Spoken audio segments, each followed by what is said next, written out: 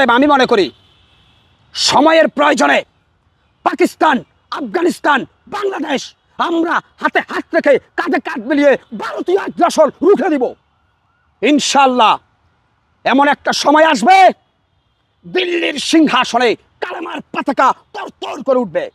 এই উপমহাদেশে ভারতবর্ষ একসময় মুসলমানেরা শাসন করছিল, তখন যদি মুসলমানেরা ইচ্ছা করত আজকে হিন্দুর বীজ ভারতে থাকতো না। অতএব মুসলমান কখনো সন্ত্রাসী দল না, সন্ত্রাসী দল হচ্ছে ভারতীয় হিন্দুত্ববাদীরা। আমরা সাধারণ হিন্দু ভাইদের সাথে কোনো শত্রুতা নাই, তারা মানুষ, আমরা মানুষ, কিন্তু আমাদের শত্রুতা হচ্ছে হিন্দুত্ববাদীদের সাথে, উগ্রবাদী।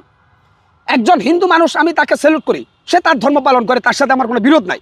ইন্ডিয়ার জনগণের সাথে আমাদের শত্রুতা না, ভারতে যারা হিন্দু আছে ওদের সাথে আমাদের কোনো শত্রুতা নাই।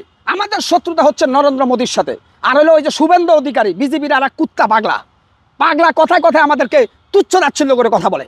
সাম্প্রতিক একটা ভিডিও দেখলাম সোশ্যাল মিডিয়ায়, 2 জন মুসলমান যুবককে গাছের সাথে বেঁধে আগ পুড়িয়ে হত্যা ভারত, যেটা ইসরায়েলের নেতা নিয়ে উৎসাহিত আরো ভয়ঙ্কর। অতএব ইসরায়েল আর ভারতের মধ্যে কোনো ব্যবধান নাই। এটা মুসলমান বুঝতে যত দেরি হবে আমাদের কোপাল তত পড়ে যাবে। আরে ভাই, বর্তমান বিশ্বে ইসরায়েলের ভূমিকায় ভারত অবতীর্ণ, ওর পরে আছে মিয়ানমার। এদেরকে বিশ্বাস করা যাবে না, এরা কাল সাপের চাইতে ভয়ানক। অতএব বাংলাদেশের মানুষ যে যত বেশি ভারত বিরোধী সে তত বেশি দেশপ্রেমিক, যে যত বেশি হিন্দুত্ববাদ বিরোধী সে তত বেশি ধার্মিক, এই বিশ্বাস আছে প্রত্যেকটা মুসলমানের। অতএব ভারতকে আমরা হুঁশিয়ার করে দিয়ে বলতে চাই, দাদা বাবুরা, তোমরা আমাদের জন্য হাসপাতাল বন্ধ করে দিলা, তোমাদের ডাক্তাররা না খেয়ে মারা যাচ্ছে। ওই ভারতের হিন্দুত্ববাদী শয়তানেরা পেঁয়াজ বন্ধ করছো, এখন তোমাদের পেঁয়াজ পচে শেষ। কৃষক সব ওই যে শুভেন্দু অধিকারীর বাড়ি ঘেরাও করছো। মনে রাখবা, রিজিকের মালিক আল্লাহ, তোমরা মোদি বা ভারত না। আমাদের রিজিকের মালিক আমাদের রব। পাকিস্তান থেকে আমাদের জন্য জাহাজে করে পেঁয়াজ এসেছে, আমরা প্রয়োজনে চীনের থেকে আমদানি করব। ভারত, তোমাদেরকে আমরা তালাক দিলাম, আমরা চাই না তোমাদের মতো প্রতিবেশী আমাদের গায়ের উপরে আসো। আমরা চাই তোমরা 70,000 কিলোমিটার দূরে সরে যাও আমাদের কাছ থেকে। তোমরা আমাদেরকে পানি দিয়ে মারতেছ, তোমরা আমাদেরকে সীমান্ত দখল করে প্রতিদিন গুলি দিয়ে মারতেছ, তোমরা আমাদের কৃষকের পান কেড়ে নিচ্ছ, তোমরা আমাদের কিসের বন্ধু? তোমরা আবু জেলের চাইতে খারাপ।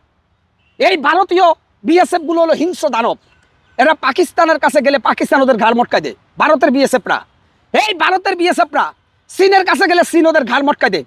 আর ভারত সিনেমার মাধ্যমে সবসময় বীর দেখায়, দেখছিলেন? ভারতীয় সেনাবাহিনী সিনেমা হলে হিরো হয়, কিন্তু বাস্তবে ওরা বিলের বাচ্চা। পাকিস্তানের একটা সেনাবাহিনী ভারতের 10টার সমান। আরে ভাই, ভারতের যে বিএসএফ সদস্যগুলো আছে এগুলা বাংলাদেশের বিডিআর এর কাছে এক একটা ইঁদুরের বাচ্চা।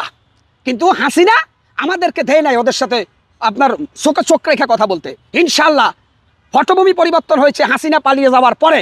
আমার বাংলাদেশের রয়্যাল বেঙ্গল টাইগার খ্যাত বিজিবি আগামী দিনে ভারতীয় বিএসএফ এর 20টা ভেঙে ফেলবে বলে একজন সাধারণ দেশপ্রেমিক জনতা হিসেবে আমরা বিশ্বাস করি। কোনো ছাড় নয়। ভারত যেমন আচরণ করবে তেমন, ভারত যদি আমাদেরকে ভালোবাসা দেয় ভালোবাসা পাবে, আর ভারত যদি আমাদেরকে ইট মারে আমরা এবার পাথর ছুঁড়ে মারবো ভারতের দিকে। বাঁচলে গাজী মল্লের শহীদ। ভারতীয় তাবেদারের হাত থেকে এই দেশকে বাঁচানোর জন্য সকলকে ঐক্যবদ্ধ থাকার আহ্বান জানিয়ে বিদায় নিলাম। আসসালামু আলাইকুম ওয়া রাহমাতুল্লাহি ওয়া বারাকাতুহু।